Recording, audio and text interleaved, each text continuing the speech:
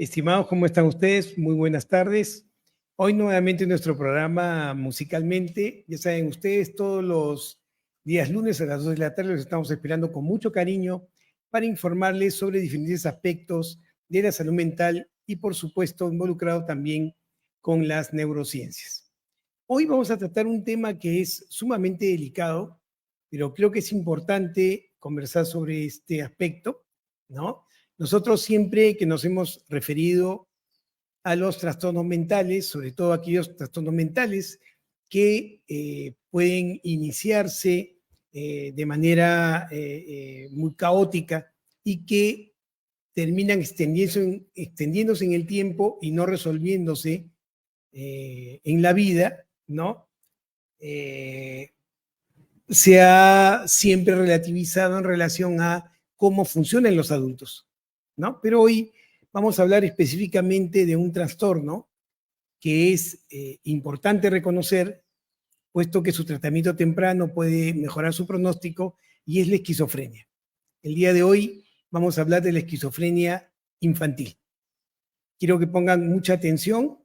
La idea de informar sobre estos casos clínicos tiene la intención fundamentalmente de afinar la observación y de estar alerta.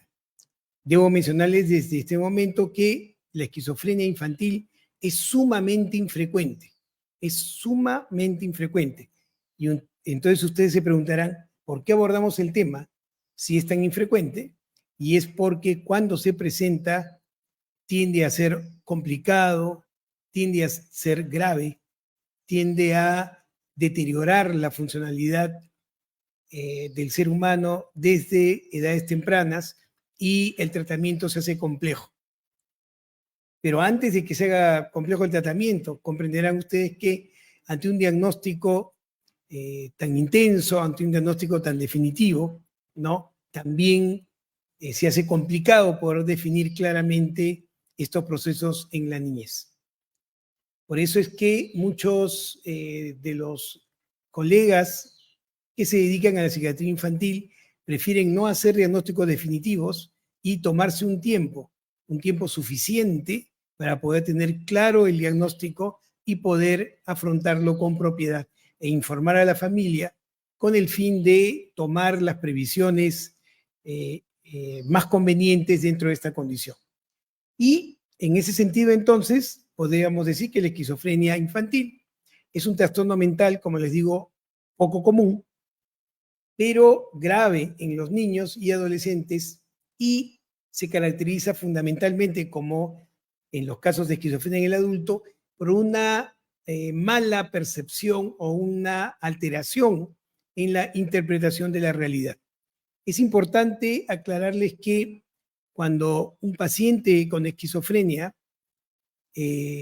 vive o está dentro de un entorno, lo que sucede es que las situaciones y el entorno son percibidos, por supuesto, por el paciente, pero la interpretación, es decir, la valoración con la que estos pacientes terminan computando sus propias vivencias, ¿no? Son distorsionadas. De tal forma que la forma en que interpretan la realidad, valga la redundancia, es sui generis, es única. No se corresponde con nada que tenga aparente sentido ni que coincida con la percepción de los demás. Claro, mucha gente dirá, no por pensar diferente voy a tener esquizofrenia, o no por pensar diferente voy a tener una psicosis. Pero es importante señalar que, en primer lugar, hay un cambio importante con respecto a cómo el paciente percibía la realidad y cómo la percibe ahora. Y por otro lado, cuando se conversa con el paciente, la forma en que acredita y le da sentido a cómo interpreta, y además el propio proceso de interpretación nos pone en duda claramente si está teniendo claridad para poder interpretar, para poder adaptarse a las situaciones que enfrenta. Entonces, así como en el adulto, en los niños también el síntoma más importante es justamente la distorsión de la interpretación de la realidad.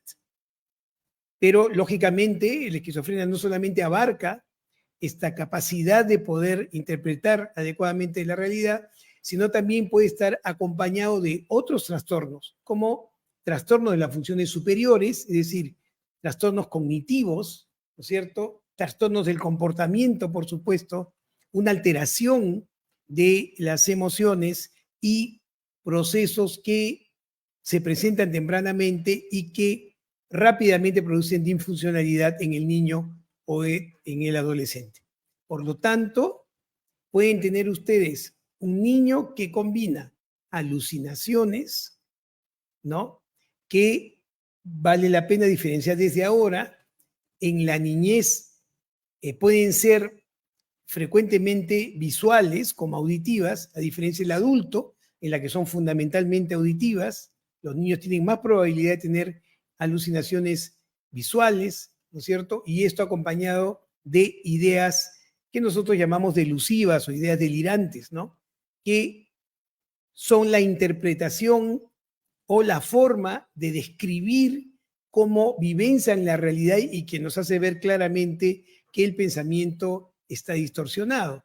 Y esto, por supuesto, acompañado de una alteración de la conducta que genera un recorrido por las actividades cotidianas en la que fundamentalmente hay pérdida de la funcionalidad y hay pérdida de la capacidad de poder cumplir con aquellas exigencias propias de la edad del paciente. Por lo tanto, es un cuadro que se puede diferenciar claramente y que los padres van a poder observar también con claridad. Lógicamente, cuando el cuadro está instalado, ¿no? Es muy difícil no darse cuenta que el niño está pasando por una dificultad. Pero debemos también informar de que antes de que los síntomas sean claramente identificables, usualmente hay síntomas anteriores que nos están avisando de cómo el proceso se va a ir instalando. Con frecuencia estos síntomas que son anteriores al cuadro franco en el que claramente hay una alteración, distorsión del pensamiento y de la conducta, ¿no? Pueden muchas veces no diferenciarse de problemas del desarrollo, ¿no? De problemas propios de la interacción social que a veces no nos permite darle importancia real a este tipo de cuadros. Entonces, como les había dicho, es claramente un cuadro poco común, ¿no? De hecho, si ustedes recuerdan, hemos visto en programas anteriores la esquizofrenia en el adulto, que se presenta con mucho más frecuencia en la adultez temprana, ¿no? Tiene una prevalencia de 1% de la población, ¿no? Pero cuando hablamos de esquizofrenia temprana, estamos hablando de la presencia de este cuadro antes de los 18 años, ¿no? Comprenderán ustedes que en ese mismo sentido, la esquizofrenia presentada antes de los 13 años es sumamente atípica, sumamente atípica. Se calcula que aproximadamente aquellas esquizofrenias que se presentan antes de los 15 años, una prevalencia de 0.14% más o menos, pero si es antes de los 13 años, estamos hablando de una prevalencia de 0.01 a 0.03%. Como ven, es sumamente inusual, pero se trata el tema porque cuando se presenta y se instala en el paciente, ¿no? Los procesos tienden a ser muy complejos y tienden hacia la gravedad. Entonces, estamos claros que en la esquizofrenia infantil, básicamente los síntomas son muy parecidos a los del adulto. Empieza, como les acabo de mencionar, obviamente, y por la edad tempranamente, y presenta desafíos muy intensos con respecto a cómo se deben abordar los síntomas de este trastorno, puesto que tempranamente el niño va a tener dificultades en lo que le corresponde a su edad, ¿no? Dificultades con respecto al vínculo con sus pares, a los procesos de desarrollo y a los procesos de desarrollo emocional y social.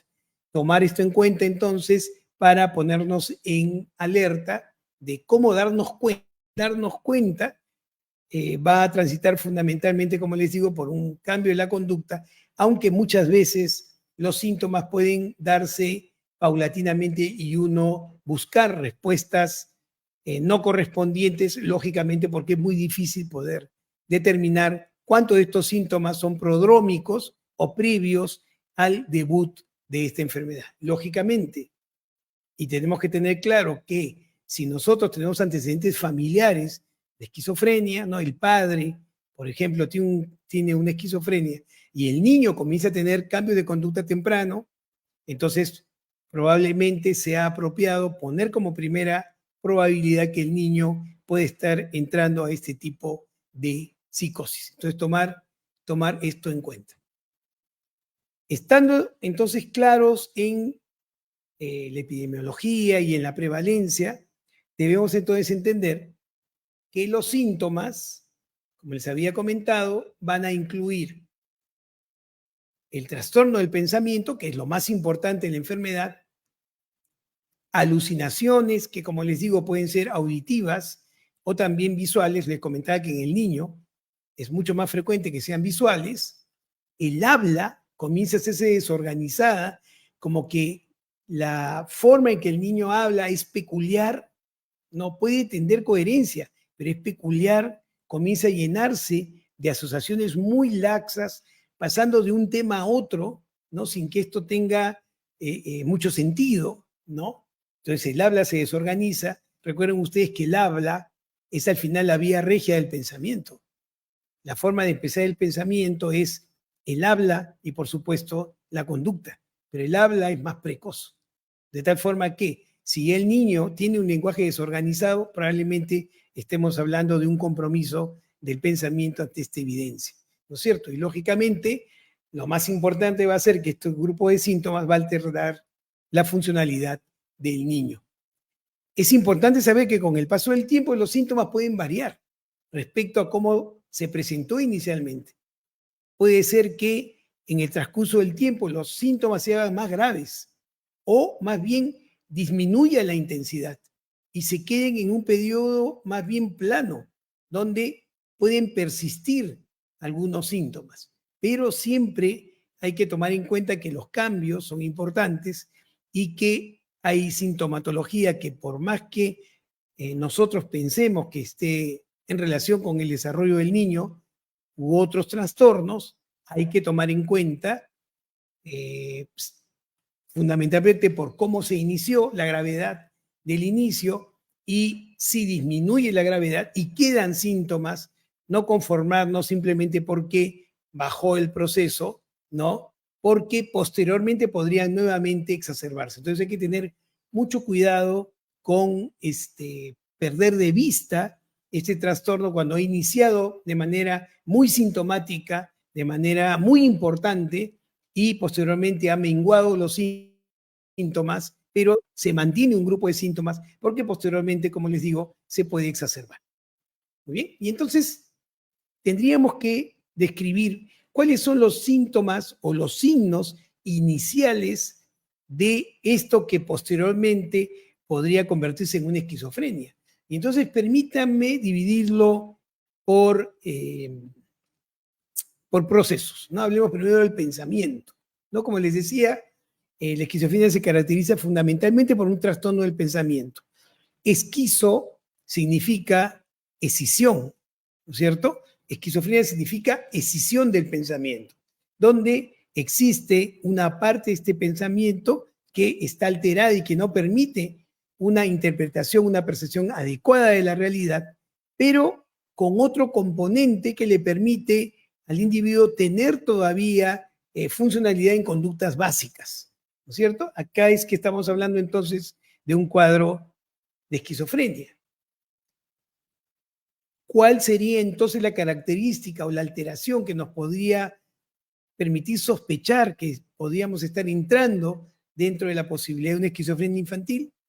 Primero, problemas para pensar y razonar, ¿no? Como que el niño comienza a tener pausas o interrupciones con respecto a opiniones, con respecto a comentarios, con respecto a su propio flujo del habla, ¿no es cierto? Como que el lenguaje se hace un poco más complicado para el niño, ¿no? Y esta forma de expresarse termina arrojando ideas o interpretaciones peculiares que se expresan lógicamente en el habla ¿no? Entonces, el hablar se hace muy peculiar en el niño, ¿no? Y es difícil poder entender cómo en una situación determinada interpreta de una u otra forma o cómo el lenguaje va, como les digo, asociándose de manera laxa, que por momentos puede ser inclusive inconexa, ¿no? Lo otro que es muy importante es que el niño comienza a confundir los sueños con la realidad o comienza a confundir la realidad con lo que pasa en la televisión o con lo que ve en su tablet. ¿Se dan cuenta? Entonces comienza a mezclar, comienza a tener dificultades para poder diferenciar qué cosa es en realidad un sueño o a qué corresponde una visión de un programa televisivo o de un programa de recreación con respecto a su propia vivencia. Y comienza a mezclarse él con los personajes, su realidad con estas otras realidades, y uno nota que hay una dificultad del niño para poder separar estos procesos. Entonces, esto que como les digo puede presentarse en los niños de manera leve, ¿no? En algún momento de su proceso del desarrollo, ¿no? Tiene un amigo imaginario, por ejemplo, ¿no? No es inusual. Pero si ustedes ven que contextualmente incluye toda su vivencia y le es difícil poder separar la realidad de la fantasía, de sus propios sueños o de la observación de programas televisivos, como les digo, o que se encuentran en el Internet, ahí pueden ustedes darse cuenta que probablemente estemos frente a un trastorno del pensamiento que está iniciando, ¿no es cierto?, antes de hacerse claramente evidente. Lógicamente, si yo altero la posibilidad de un flujo de pensamiento adecuado, de una percepción adecuada de la realidad, esto se va claramente a traslucir en la propia conducta. Entonces, así como hay cambios en el pensamiento en el niño, también va a haber cambios en el comportamiento. Y entonces el niño va a comenzar a distanciarse de sus compañeros, ¿no? Va a jugar menos con ellos, va a tener resistencia de seguir yendo al colegio, ¿no? Y probablemente prefiera estar más tiempo solo o prefiera estar más tiempo jugando solo. ¿Se dan cuenta? Ahí viene la dificultad. Se pueden confundir los síntomas con trastorno del espectro autista, por ejemplo, ¿no? O con trastorno por déficit de atención. Podría ser una posibilidad de confusión, pero vean que vamos sumando. Primero un trastorno del pensamiento que se ve claramente, después un apartamiento o una distancia de las personas, ¿no? El sueño se comienza a trastornar, se comienza a interrumpir, hay dificultades para iniciar o completar el sueño, ¿no? Y comienza a presentarse algo que es bastante usual cuando hablamos del inicio de estos cuadros, que es una pérdida de la motivación, una pérdida de las ganas de hacer, ¿no es cierto? Y esto se va a expresar tempranamente en un deterioro del desempeño escolar, ¿no es cierto? No solamente porque está en clase y no atiende adecuadamente, sino que no le provoca tampoco hacer las tareas o ha perdido esta sensación de responsabilidad de cumplir con estas obligaciones al darle menos importancia o ninguna importancia. Esto puede también acompañarse de un descuido del niño personal. Entonces el niño comienza a no interesarle el aseo, ¿no? A no preocuparle el cómo se vista, ¿no? A comenzar a descuidar eh, sus propios procesos de salud y acompañado, como les digo, de esta falta de motivación, de distanciamiento, de decaimiento, ¿no? Con este hablar peculiar, ¿no? Podríamos estar juntando los procesos y decir, oye, acá está pasando algo que es más global. Les digo esto porque los padres, lógicamente, preocupados por nuestros hijos, no nos gusta pensar, a nadie le gusta pensar, que nuestros hijos podrían tener alguna enfermedad o algún trastorno, menos del área de la salud mental, eso es prohibido, ¿no? Y van a tratar de buscar siempre asociaciones con otros trastornos que sean conocidos, que sean palpables, que uno puede explicar claramente el proceso y eso darle tranquilidad a los padres, porque saben que hay un tratamiento y tiene un comienzo y un fin. Entonces hay esta proclividad a no reconocer claramente o o evitar tratar de darle un conjunto a todo lo que está sucediendo, y generalmente los padres intentan, y esto es totalmente comprensivo, por supuesto no estoy haciendo juicios de valor, los padres comienzan a hacer análisis transversales, ¿no? No, esto del hablar tiene que ver con un problema del aprendizaje, ¿no? Un problema del aprendizaje. Entonces, pum, vaya usted a terapia del aprendizaje. No, él que es muy tímido, por eso no le gusta estar con los amigos, y entonces vaya usted a una terapia que tenga un contenido más bien emocional, de habilidades sociales. Y así, ¿no? Voy fragmentando los síntomas y los voy tratando separadamente, ¿no? Cuando sería probablemente más simple poder entender que no es que el niño tenga mala suerte y tenga varios problemas a la vez, sino que todo el conjunto podría pertenecer a un solo proceso. Por eso que un diagnóstico adecuado con una visión más bien global de lo que está sucediendo sería mucho más apropiado que ir salpicando soluciones por cómo se van presentando los síntomas. Muy importante, por supuesto, tener esto en cuenta. Esto, como les digo, los comportamientos entonces se van a asociar también a conductas extrañas, ¿no? El niño puede tornarse violento, agresivo, inclusive se puede agitar, ¿no? Y claro, los padres pueden pensar que son rabietas, ¿no? Pero generalmente las rabietas tienen una relación clara con una situación determinada, con una prohibición, por ejemplo, o con una situación en la cual no se le da al niño lo que está necesitando, o lo que el niño, perdón, está solicitando. Generalmente estos comportamientos violentos no tienen claramente un derrotero. Estas agitaciones no tienen claramente una razón. ¿Se dan cuenta? ¿No? Son conductas que no tienen objetivo claro. No es porque quiero conseguir una cosa, no. De pronto, como les digo, tengo estos movimientos, ¿no? Estas conductas, estas agitaciones, sin que haya aparentemente una situación que lo amerite o lo justifique, ¿no?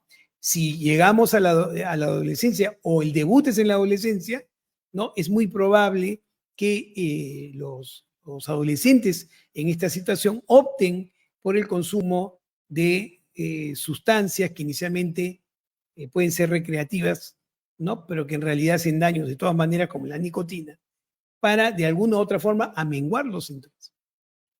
¿Estamos de acuerdo? Recuerden ustedes que la nicotina tiene un efecto ansiolítico importante.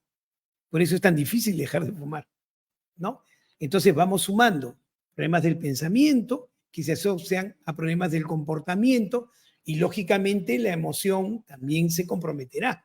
Entonces, mi estado de ánimo, el estado de ánimo de estos niños será irritable o estará en una sintomatología propia de una depresión, ¿no? Puede también el niño tener una falta de emocionalidad, es decir, que su emoción sea plana, ¿no? Que las cosas no lo estimulen. O mucha ansiedad, miedos extraños, miedos que no puede explicar, ¿no es cierto? Y una sospecha excesiva de que las personas que lo rodean le quieren hacer daño o lo quieren atacar o que de alguna u otra forma los quiere perjudicar. Entonces, estamos en estas dimensiones del pensamiento, ¿no es cierto? Del afecto, de la conducta y, por supuesto, todo esto genera una disfunción social que es importante tener en cuenta. Entonces, así puede empezar. ¿Estamos de acuerdo? Hasta que comienzan los síntomas a claramente identificarse, ¿no? Y uno ya tiene una idea clara de lo que está sucediendo, ¿no es cierto? Y entonces ya las ideas delirantes, que son la expresión de la alteración del pensamiento, se hacen, por supuesto, mucho más claras, ¿no? Entonces comienzan estas creencias que no tienen una base clara en la realidad, ¿no? Por ejemplo, yo puedo estar pensando que de alguna u otra forma gestos o comentarios están en contra mía, ¿no es cierto? Y que cuando se me acerca un familiar lo hace para lastimarme, ¿no es cierto? Aunque claramente no ha habido conductas que puedan siquiera hacer sospechar que esto se esté presentando de alguna forma, ¿no es cierto? O en los adolescentes, un enamoramiento exagerado porque sienten que, por ejemplo, otra adolescente le está dando señales, ¿no? De estar enamorada locamente de él cuando en realidad eso no está sucediendo. Y los familiares se dan cuenta que eso no está sucediendo, ¿no es cierto? Y entonces el adolescente se pone obsesivo con respecto a esta persona porque él está seguro de que esta persona está enamorada de él, ¿no es cierto? Puede ser un familiar, una prima, ¿no? Puede ser una persona cercana y él tiene la seguridad absoluta de que esto se está presentando, ¿no? Entonces, este es un síntoma claro y, como les digo, nuclear cuando pensamos en la posibilidad de un paciente con esquizofrenia. Lo otro son las alucinaciones, y yo les había dicho, en los niños es mucho más frecuente que se presentan alucinaciones visuales. Por lo tanto, el niño comenzará a tener alucinaciones auditivas que probablemente se condigan con lo que está pensando, con la forma de interpretar la realidad, ¿no? Si yo siento que me quieren hacer daño, las voces van a tener ese sentido. Pueden ser voces dialogantes o que me hablen directamente y me critiquen o me amenacen o me adviertan sobre los peligros que yo estoy pensando, que estoy expuesto por una mala interpretación de la realidad, ¿cierto? Pero las alucinaciones, como les digo, pueden ser importantes también cuando son alucinaciones de tipo visual, ¿cierto? Entonces, la experiencia, por supuesto, va a ser mucho más frecuente, ¿no? Y esto hay que tenerlo en cuenta porque entonces se distorsiona mucho más la realidad. Ahora, siempre predomina las alucinaciones auditivas, ¿no? Pero en niños puede haber con más predominancia que en el adulto alucinaciones visuales. Después el pensamiento ya se comienza a desorganizar. Ya el pensamiento genera también un habla desorganizada y uno se da cuenta que cuando el niño habla, sus pensamientos o sus frases son inconexas. No se relaciona una cosa con otra. Pasan de un tema a otro pero sin conexión, ¿no? Y uno se queda extrañado porque claramente no se entiende lo que el niño o el adolescente quiere expresar. Y eso, como les digo, también es una relación, tiene una relación directa con la forma en cómo el pensamiento del niño se está desorganizando, ¿no es cierto? Entonces, hay una posibilidad de asociación clara cuando vemos que el niño tiene esta dificultad con respecto al habla en relación al pensamiento desorganizado, ¿cierto? Puede agrupar palabras, repetir palabras, ¿no? Y esto claramente puede gestionar una necesidad de tratar al niño, ¿no? Pensando en algo más global que incluya su pensamiento, sus emociones, su conducta, etcétera. ¿Bien? Entonces, lógicamente, si yo tengo delirios, ¿no? Pienso que están pasando cosas que no están pasando y tengo alucinaciones, ¿qué es lo que estoy pensando? Lógicamente mi conducta, mi comportamiento se va a moldar a eso que yo estoy viendo como una realidad. Y entonces claramente el comportamiento del niño o del adolescente se va a distorsionar de manera importante, ¿no es cierto? Entonces el niño va a comenzar a tener movimientos sin un objetivo claro, como les dije inicialmente, ¿no? Puede agitarse sin que haya una situación aparente que lo justifique, ¿no? Va a haber una resistencia clara a las instrucciones, ¿no? No obedece el niño. Pero ustedes pueden observar claramente que no obedece porque aparentemente ni siquiera está prestando atención porque ante una situación determinada la respuesta del niño no tiene relación con la llamada de atención o la orden que le está haciendo el padre. ¿Se dan cuenta? No es conexo. Y uno se puede dar cuenta que no es, por ejemplo, un trastorno oposicionista desafiante, que no es que al niño no le da la gana de obedecer. No, señores, sino que claramente es inconexa la respuesta ante una orden o ante una indicación porque no se corresponde justamente con estos procesos. Entonces, hay una desconexión y lógicamente puede tener el niño un movimiento excesivo o al contrario, puede tener falta de respuesta en el movimiento y más bien estar tiempos largos paralizado, sin moverse, sin que haya un proceso que lo justifique. Lo otro que es importante son aquellos síntomas donde hay claramente un deterioro social, ¿no es cierto? Generalmente el deterioro social está asociado a un grupo de síntomas en la esquizofrenia que se conocen como síntomas negativos. Se llaman síntomas negativos porque estos síntomas no son productivos. Es decir, hay una carencia de la función y entonces se expresará en el niño como un descuido en su higiene personal, una falta de respuesta emocional, como que no hay un rebote de las emociones, no hay un reflejo de los procesos emocionales. Y el niño comienza a no hacer contacto visual, ¿no? Pero miren, no confundir, porque yo digo, contacto visual y no me hace caso, debe estar dentro del espectro autista, ¿no? Pero recuerden ustedes, estamos hablando de grupos de síntomas, ¿no? Tiene que haber esta alteración del pensamiento, alteración del movimiento, una alteración de la emocionalidad y todo este conjunto hablarnos de un cuadro diferenciado que simplemente está compartiendo síntomas con otro trastorno, ¿no? El niño puede hablar de manera monótona, ¿no? No usar el cuerpo para expresarse, o sea, hablar de manera robotizada, sin mover los brazos, sin tener expresiones faciales que se condigan con lo que está diciendo, lo que está aparentemente sintiendo. Y evitará personas y actividades, ¿no? Y comenzará a tener una incapacidad de sentir placer por las cosas que usualmente le generaban placer, o que es lógico entender que los niños sentirían placer en situaciones normales, ¿cierto? Lo más grave de este cuadro es que el niño o el adolescente puede presentar ideación suicida, ¿no es cierto? E intentos suicidas. Hay que tener mucho cuidado con esto, ¿no? Porque claramente esto es una emergencia de intervención donde uno debe acudir a ayuda, el niño tiene que estar acompañado, ¿no? Permanentemente, o si es necesario, ser hospitalizado.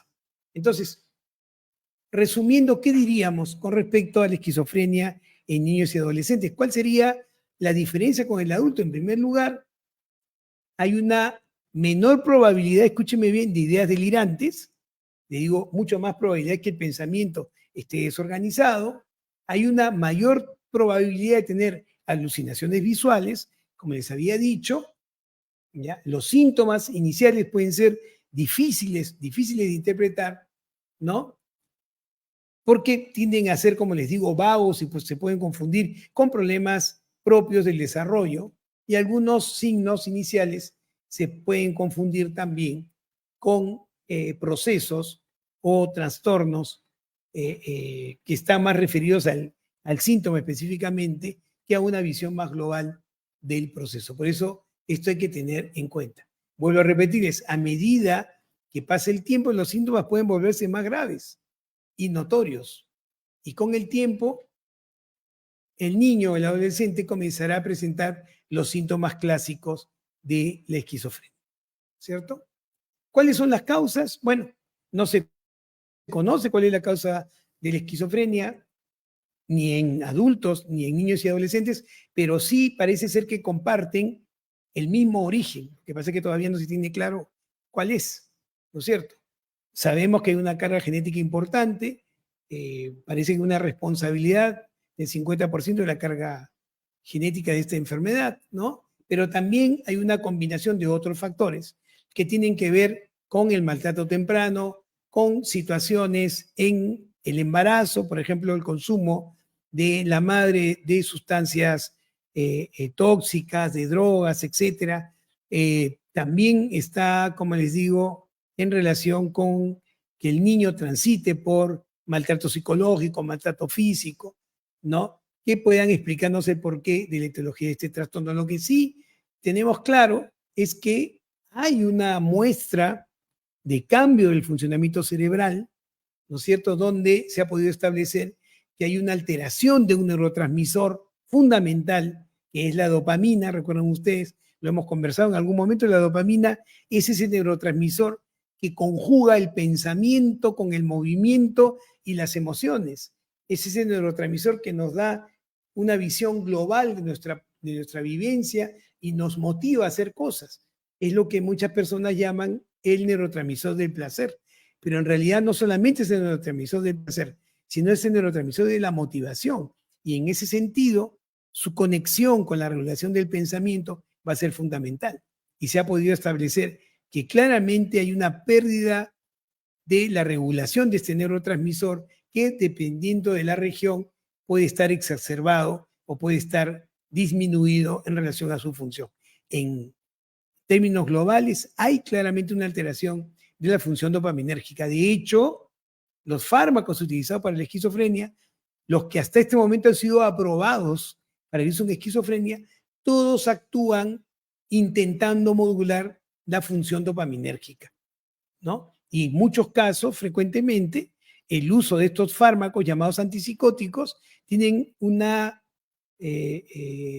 utilidad muy importante para colapsar sobre todo las alucinaciones, para colapsar los delirios, llamados también síntomas positivos, ¿no? Entonces, hay una correlación, hay una alteración de la función de este neurotransmisor y los estudios muestran claramente eso, tanto los estudios in vitro como estudios en animales y en seres humanos, en imágenes cerebrales y exploraciones bioquímicas in vivo o post-mortem, que nos indica que efectivamente hay una alteración de este neurotransmisor llamado dopamina, aunque se tiene claro que no es el único neurotransmisor, por supuesto, comprometido.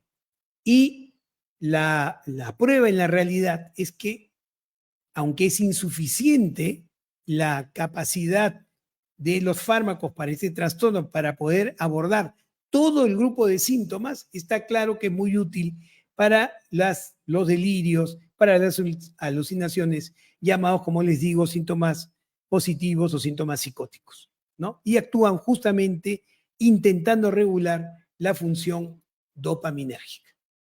¿Estamos de acuerdo? Entonces, parece claramente que es un proceso biológico, lo cual no significa que al ser un proceso biológico, en el tratamiento sea importante la intervención psicoterapéutica, tanto así como la farmacológica. Bien, entonces se puede entender que los factores de riesgo, en primer lugar, estará asociado a que hay historia familiar de esquizofrenia. Hemos visto que la genética es muy importante en este trastorno, ¿no? Que el niño tempranamente haya tenido enfermedades o trastornos inmunitarios, como inflamaciones crónicas, por ejemplo, que podrían también justificar la presencia de este cuadro, ¿no es cierto? Otro factor de riesgo es que los niños nazcan o sean procreados por padres mayores, ¿no?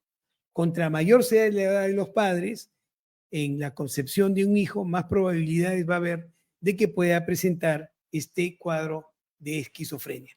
Como hemos dicho también, complicaciones del embarazo, ¿no? Malnutrición, exposición a sustancias, a toxinas, a nicotina, enfermedades virales en el propio proceso del embarazo, ¿no? Consumo de medicamentos, puede ser pues entonces también causa de o generar mayor riesgo de presentar estas enfermedades. Muy bien.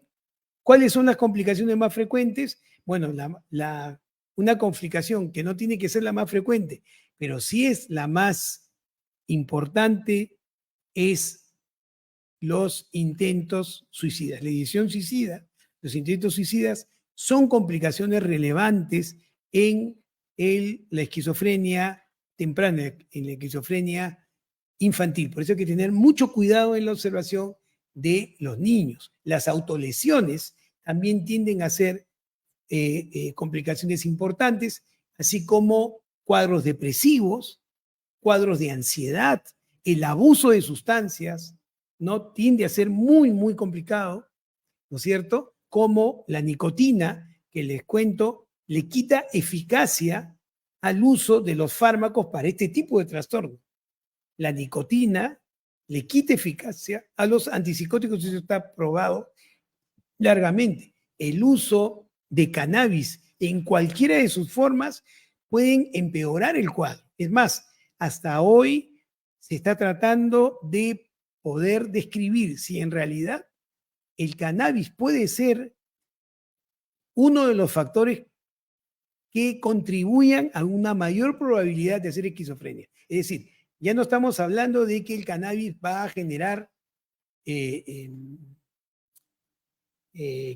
el pronóstico de la enfermedad sea más complicado. Estamos hablando del propio origen.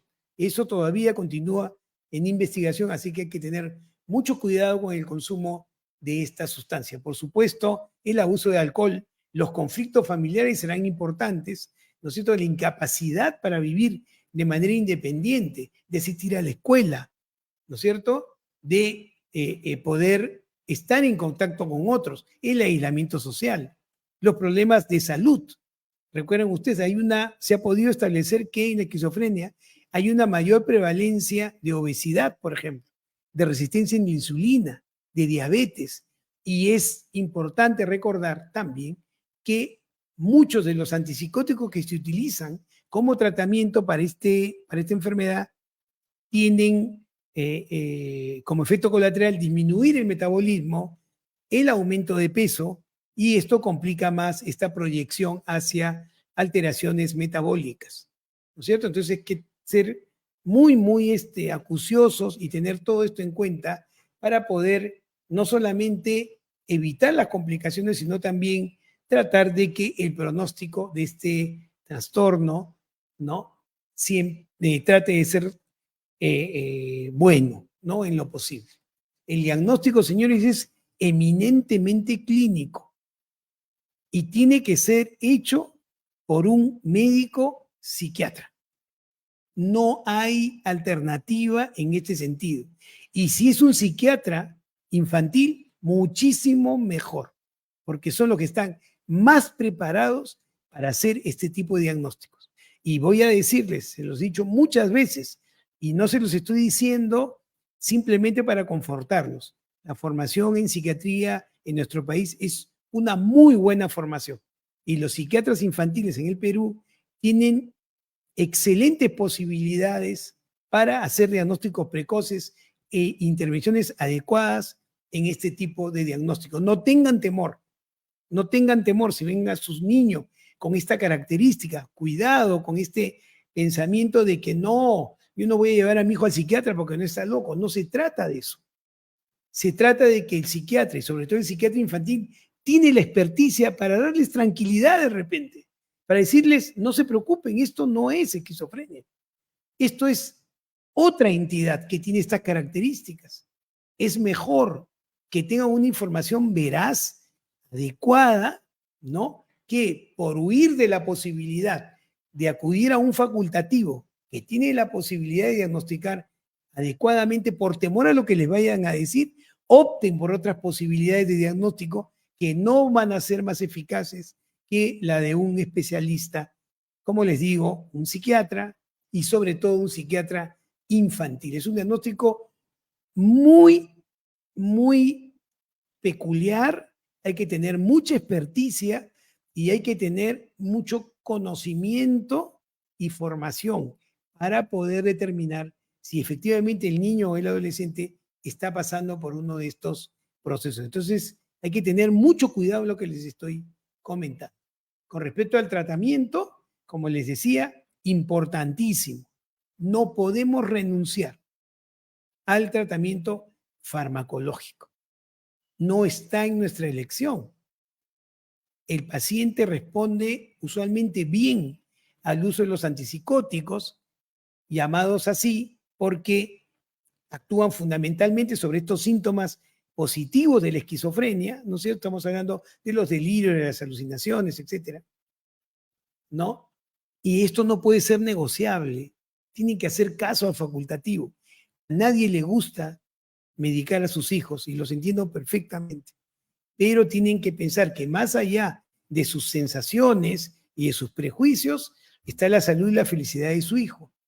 Y si el facultativo preparado les dice, ahí es esto y hay que hacer esto, háganle caso porque si no, sí va a ensombrecer el pronóstico, que el niño no reciba tratamiento y que espontáneamente vaya desarrollando la enfermedad. Hay antipsicóticos recomendados en niños, ¿no? A nivel mundial, que tienden a ser, por supuesto, menos dañinos para el proceso del desarrollo del niño, y solamente un facultativo con estas características los va a poder orientar correctamente. Y por supuesto que la terapia va a ser fundamental. El niño debe tener una terapia individual. Se prefiere terapias de corte cognitivo-conductual. Pero además debe haber una terapia familiar, porque los padres tienen que conocer y tienen que comprender y tienen que aceptar para poder ayudar. Si no, el camino se hace muy pedregoso. Entonces es importante también la terapia familiar. El niño debe tener además una terapia ocupacional, una terapia que le permita socializar, que le permita reconstruir los vínculos.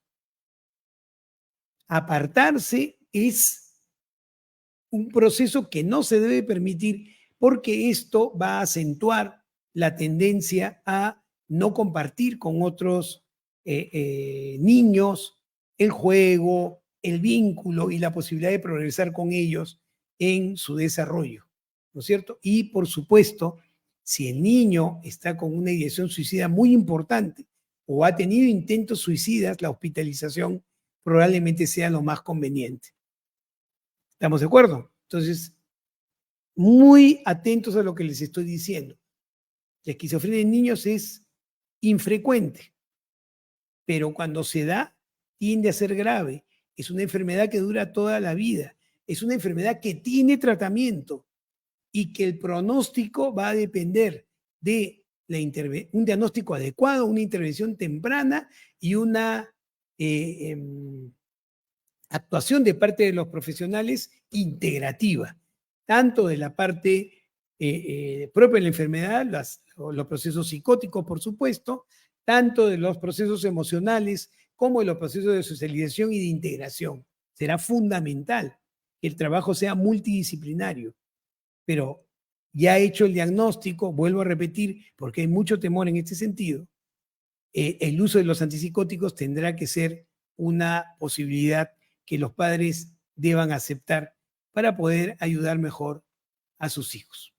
Por supuesto, una vez que la enfermedad esté, ¿cómo podemos ayudar nosotros? Aparte de este afrontamiento multidisciplinario en nuestra colaboración como padres, por supuesto, el tratamiento, ¿no? Hay que estimular al niño, al adolescente que tenga actividad física, porque va a ser muy importante. Recuerden ustedes, hay una tendencia a la alteración de procesos metabólicos, ¿no? Una alimentación saludable será, por supuesto, prioritaria, y hay que evitar el consumo de alcohol, de nicotina, de cannabis en cualquiera de sus formas, para poder propender a una recuperación de la salud mental.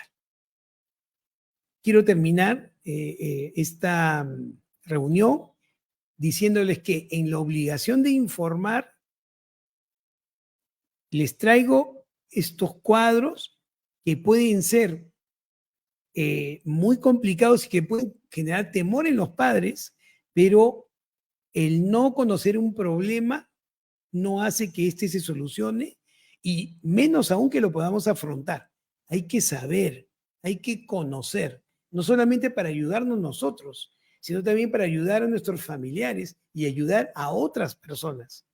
Hay que, de una forma eficaz, echar de lado nuestros prejuicios, ver la realidad, analizar los procesos y preguntar, averiguar en fuentes confiables. El secreto es ese, fuentes confiables. Por favor, renuncien a me dijeron, yo creo, al hijo de mi amigo le dieron tal cosa y no le dieron un antipsicótico, cuando puede ser cualquier otro trastorno. Entonces, un buen diagnóstico, adecuada información, los va a poner a ustedes, padres de familia, en condición de poder ayudar a sus hijos de manera correcta, proporcional y adecuada. Muy bien, les mando un fuerte abrazo, les deseo un maravilloso día, por supuesto, también una semana productiva, y nos vemos, por supuesto, el próximo lunes a las 2 de la tarde. Muchas gracias por estar ahí y un saludo fraterno para todos.